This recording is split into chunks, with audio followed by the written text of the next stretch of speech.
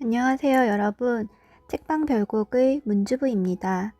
오늘은 저희 독서 모임에서 한 달 동안 진행되었던 제인 오스틴의 오만과 편견에 관해서 여러분께 들려드릴게요.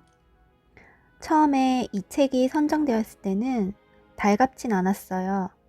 그 이유는 이미 영화를 2번이나 봐서 내용과 결말을 알고 있었고, 결혼 생활이 10년째 접어드니 로맨스 드라마나 영화를 봐도 설레이거나 달달한 감정이 안 들었기 때문인지도 모르겠어요. 하지만 제인 오스틴이 워낙 유명한 작가이고 책이기에 읽어보면 어쩌면 연애 때의 그 설레임이 되살아날지도 모르겠다라는 작은 기대감으로 책을 읽기 시작했습니다. 제인 오스틴의 작품들 중 가장 널리 독자들의 사랑을 받아온 오만과 편견은 작가 스스로 이 작품은 너무 가볍고 밝고 반짝거려서 그늘이 필요하다고 말했을 만큼 그녀의 작품 중에서 가장 밝은 작품으로 알려져 있대요. 하지만 정작 이 작품의 전신인 첫인상 집필 당시 제인 오스틴은 사랑했던 사람과의 결혼이 좌절된 사건을 겪어서 개인적으로 어렵고 힘든 시기를 보내고 있었다 해요. 그 내용이 영화 비커밍 제인에 나오거든요.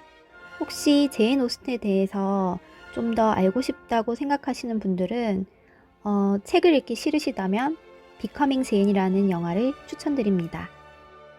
책의 줄거리를 간단하게 소개해 드릴게요.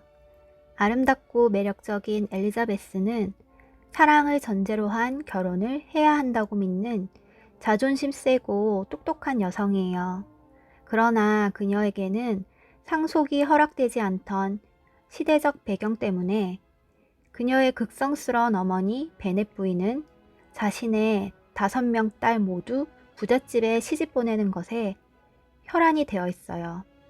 그러던 중 부유하고 명망 있는 가문의 신사 빅리와 그의 친구 다하씨가 마을에 새로 이사를 와 대저택에 머물게 되죠. 빅리는 모든 사람들에게 상냥하고 친절한 성격 덕분에 많은 호감을 받아요.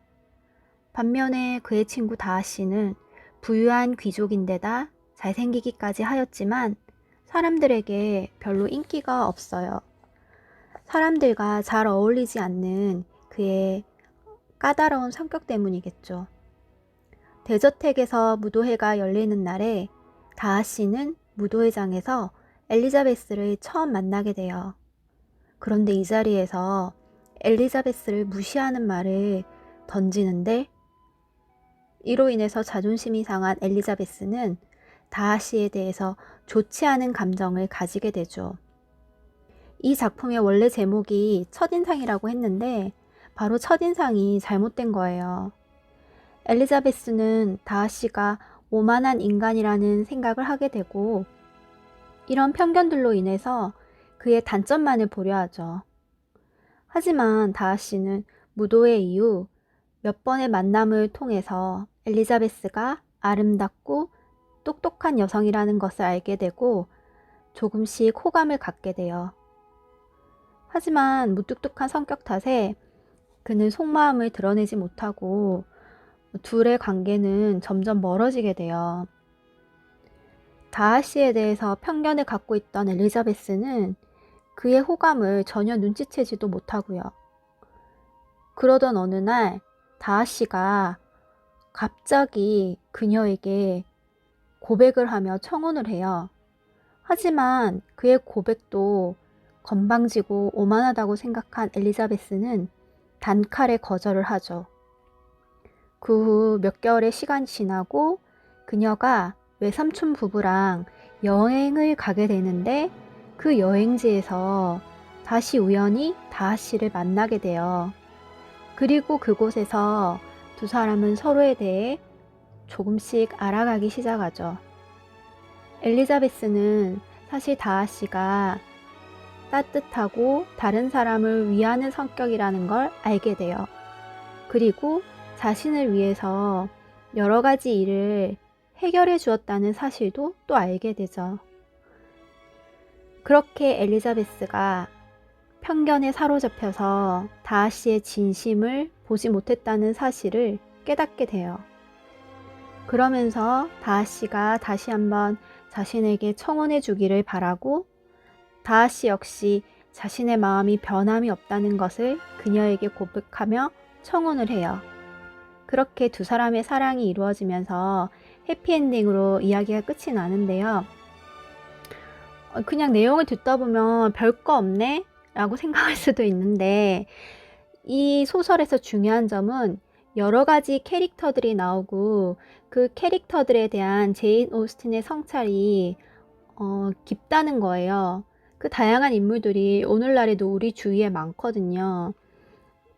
그래서 이 내용만 듣고 책 읽기를 망설이시는 분은 책에서 베넷가의 여러 딸들, 그리고 베넷 씨와 베넷 씨 부인, 그리고 빅린의 식구와 다하씨, 주위의 여러 인물들을 제인 오스틴이 21세라는 어린 나이에 얼마나 풍자적으로 그려냈는지 읽어보시면 아시게 될 거예요.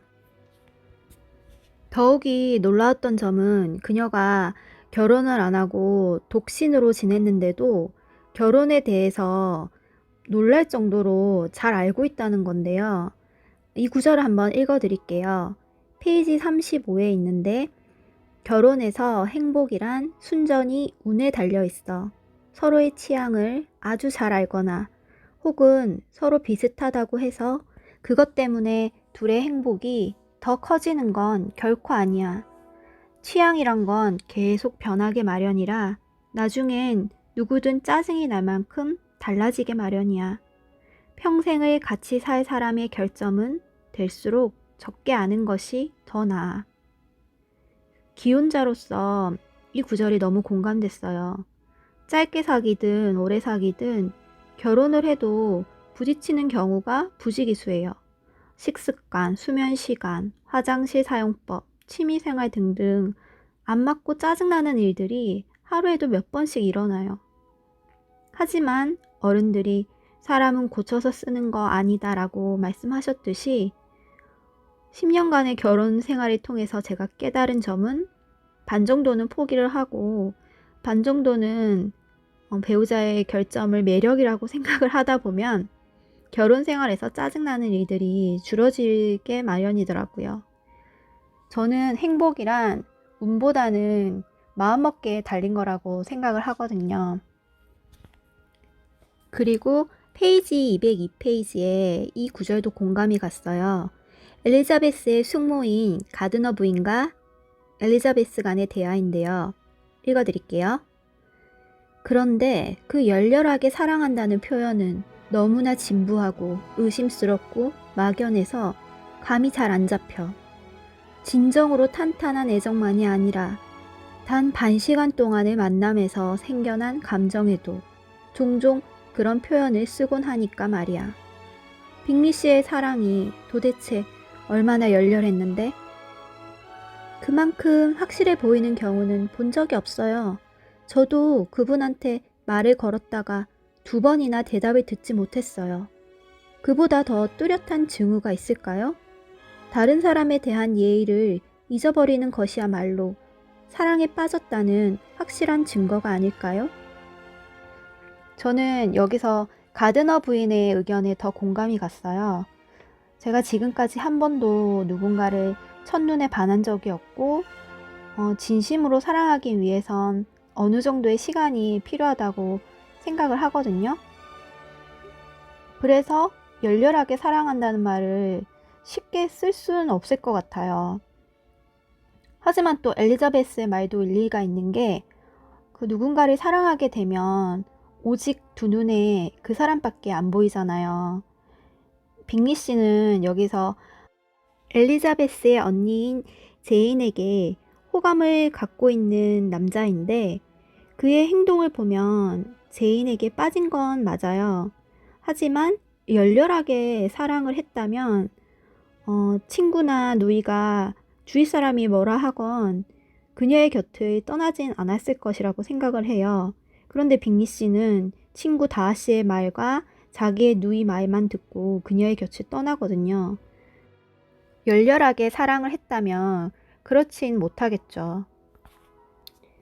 그리고 이 책에서 저의 결혼관과 비슷한 부분이 또 적혀 있었는데요. 페이지 333페이지예요. 한 가지 즐거움만은 확실했으니 마음 맞는 여행 동반자와 함께 한다는 점이었다. 마음이 맞는다는 것은 불편함을 견딜 수 있는 건강한 체질, 즐거움을 더해주는 명랑한 성격, 밖에서 실망스러운 일이 있더라도 서로 간에 즐겁게 지낼 수 있는 애정과 슬기를 포함하는 것이었다. 여기서는 작가가 여행 동반자와 관련해서 서술했지만 저는 결혼이라는 인생의 긴 여행에서 배우자의 조건이 위와 같아야 한다고 느꼈어요. 결혼 생활을 원만하게 지낼 수 있었던 건 제가 느끼기에는 우리 신랑의 유머러스함과 꽁하게 있지 않는 명랑한 성격이라고 생각을 하거든요. 반면에 저는 마음에 잘 담아두고 계속 되뇌이는 성격이라서 피곤한 스타일이에요. 하지만 신랑은 금방 까먹고 저에게 말을 거는 스타일이라서 싸움이 오래 가지 않는 거죠. 그래서 저도 그런 신랑의 장점들을 닮으려고 노력하는 중입니다. 그래서 이 책을 읽고 나서 짧게나마 독후감을 써봤는데요. 여러분께 한번 들려드릴게요. 이 책의 처음 제목이 첫인상이었다는데 나에게 책의 첫인상은 재미가 없었다. 주인공 엘리자베스도 뭔가 똑똑한 척하며 사람을 마음대로 판단하는 것 같아서 마음에 들지 않았다.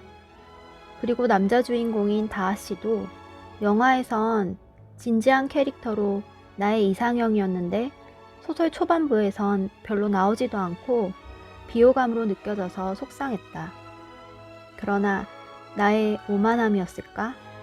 소설을 읽어 나갈수록 21세라는 어린 나이에 사람을 꿰뚫어 보는 제인 오스틴의 통찰력에 감탄하였다. 챕터 5의 페이지 31을 보면 이런 구절이 있다. 오만이란 실제로 아주 일반적이라는 것. 인간 본성은 오만에 기울어지기 쉽다는 것. 실제건 상상이건 자신이 지닌 이런저런 자질에 대해 자만심을 품고 있지 않은 사람은 우리들 가운데 거의 없다는 것. 오만은 우리 스스로 우리를 어떻게 생각하느냐와 더 관련이 있고, 허영은 다른 사람들이 우리를 어떻게 생각해 주었으면 하는 것과 더 관계 있다. 이 구절을 읽으며 혀를 내둘렀다. 얼마나 사람을 깊이 있게 관찰하고 평상시에 철학적으로 사유하였으면 20대 초반에 이런 글을 적을 수 있는지 나 자신이 한심하게 느껴졌다. 그리고 처음으로 오만한 사람이란 도대체 어떤 사람인지 고민해 보았다. 이 구절에서 오만이라는 단어는 별로 부정적으로 느껴지지 않는다. 너무 자신을 낮추고 비굴한 것보다는 적당히 오만한 것이 타인에게 존중받는 좋은 방법이라고 생각한다. 오히려 나는 오만함보다는 편견이라는 게 얼마나 위험한지 이 책의 인물들을 보며 깨달았다. 다하 씨가 사교적이지 못하기 때문에 잘 알지도 못하면서 사람들은 그를 싫어했고, 반면에 위컴이라는 인물은 멋진 외모와 화려한 언변으로 사람들의 마음을 사로잡았다. 엘리자베스도 첫 만남에서 다하 씨가 자신을 무시했다 느끼며 편견을 가진 채로 그의 모든 행동을 마음에 들어 하지 않았다. 그러나 위컴은 만난 지 얼마 되지도 않아서 그녀에게 다시 험담을 했는데 곧이곧대로 그의 말을 믿는다. 엘리자베스가 아무리 똑똑하다 해도 편견을 갖고 있으면 사람을 제대로 판단하기는 힘들구나를 난 느꼈다. 또 챕터 13의 페이지 293페이지를 보면 엘리자베스가 편견을 가졌던 점을 후회하는 부분이 나온다. 바로 이 구절이다. 때때로 언니가 너무 너그럽고 솔직하다고 비웃으면서 쓸데없이 남을 의심함으로써 허영심을 만족시켰던 내가 이제야 깨닫다니 얼마나 창피한 일인가. 처음 만났을 때 한 사람은 나를 무시해서 기분이 나빴고 다른 한 사람은 특별한 호감을 표시했기 때문에 기분이 좋아서 난 두 사람에 관해서는 선입관과 무지를 따르고 이성을 쫓아낸 거야. 뒤늦게나마 그녀가 다하시에게 갖고 있던 부정적인 생각들이 잘못되었다는 것을 깨달아서 다행이었다. 그래서 나도 사람을 만나면 편견을 갖지 않으려고 노력하고 그 사람의 좋은 점을 우선 발견하려고 한다. 한번 생긴 편견은 이 소설처럼 특별한 계기가 없는 한 쉽게 없앨 수 없기 때문이다. 따라서 나의 이런 성향은 엘리자베스보다 그녀의 언니인 제인에게 더 공감되도록 했다. 제인은 밝은 성격에 사람마다 그런 행동을 하는 건 각자의 사정이 있는 것이라고 생각하는 캐릭터이다. 소설 초반부 페이지 24페이지를 보면 엘리자베스가 하는 말인데 이런 구절이 있다. 남 흠을 안 잡는 척하는 경우는 아주 흔해. 사방에 널려 있으니까. 그렇지만 아무 가식이나 속셈 없이 남의 흠을 안 잡는 건 누구의 성격에서건 좋은 점만 취해서 그걸 더 좋게 봐주고 나쁜 점에 대해선 한마디도 안 하는 거 말이야. 언니뿐이야. 이 구절을 읽으면서 이런 사람이 내 곁에 있다면 코로나 블루도 타파하고 정신건강에 더 좋지 않을까? 제인 같은 사람을 사귀어서 가까이 하고 싶다. 그런 생각을 하였다. 더불어 우리 아이도 이런 친구들을 많이 사귀었으면 한다. 까칠하고 예민한 사람이 친구로 있으면 냉정한 비판을 해준다는 점에서 좋을 때도 있지만 정신적으로 피폐해질 때가 훨씬 많다는 점을 짧은 인생을 살면서 느껴왔기 때문이다. 그리고 페이지 505페이지를 보면 최애 캐릭터인 다하씨도 갖고 있던 편견이 깨지는 구절이 나온다. 바로 이 구절이다. 불행하게도 외아들이었던 까닭에 부모님들이 버르장머리를 그르치셨던 것이지요. 그분들은 참 좋으신 분들이셨지만 제가 이기적이고 거만하도록 내버려두고 부추기고 심지어는 가르치기까지 하셨습니다. 제 자신의 가문, 혈족 외에는 아랑곳하지 않도록 세상 사람들은 죄다 천하게 생각하도록 적어도 그들의 생각과 가치가 제 것에 비해서 비천하다고 생각하길 원하도록 말입니다. 이 구절을 보면 빈부격차에서 나오는 편견은 현재 더욱 심해지면 심해졌지 없어진 건 아닌 것 같다. 영국은 아직도 여왕과 귀족이 있고 로열 패밀리들을 우상처럼 생각하는데 아마 200년 전 이 소설의 시대적 배경 당시에는 훨씬 심했을 것이다. 이렇게 엘리트적인 편견은 다하씨의 엘리자베스에 대한 열렬한 사랑으로 깨어지고 그는 그녀를 위해서 변하려고 노력한다. 부끄러운 그녀의 가족들도 이해하려고 애쓴다. 소설 3부 후반부에서 휘몰아치는 그의 사랑의 노력들은 나의 잊고 있었던 연애세포를 깨워주고 풋풋한 설레임을 느끼게 해주었다. 고전의 힘이란 바로 이런 것일까? 드라마나 영화를 보며 유치하다고 느꼈던 나의 감정들을 다시 되살려 주었으니 말이다. 하지만 이미 나는 결혼을 해버렸고 이런 연애는 두 번 다시 하지 못할 것이다. 결국 현실로 되돌아가서 한 아이의 엄마로서 우리 아들만이라도 편견 없이 자라도록 옆에서 코치도 열심히 해주고 다하씨 같은 진실된 남자가 되게 하도록 노력해야겠다. 만약 다하씨가 비현실적 캐릭터라 그렇게 되기가 힘들다면 적어도 소설 속 캐릭터인 아청꾼 콜린스, 사기꾼 위컨 같은 남자는 안 만들도록 해야겠다. 한 달 동안 오만하지만 진실된 다하씨, 똑똑하지만 편견을 갖고 있었던 엘리자베스를 통해서 다양한 인물들을 만나며 내 주위 사람들을 되돌아보는 시간이었다. 적당한 오만함은 가지되 사람에 대한 편견은 갖지 않도록 노력을 하자는 게 이 책을 읽으면서 내가 내린 결론이다. 그러나 꼭 그렇게 어려운 철학적 고찰을 하지 않아도 1차적으로 로맨스 소설이고 남녀 주인공의 밀당이 재미있게 적혀 있으니 이 소설을 읽지 않으신 분들은 한번 읽어보시길 바랍니다. 주인공들의 밀당이 정말 흥미롭거든요. 그럼 지금까지 제 영상 끝까지 들어주셔서 감사하고요. 구독, 좋아요, 알림 설정 부탁드려요. 구독은 제가 영상을 만들어 나갈 수 있는 힘이 됩니다. 감사합니다.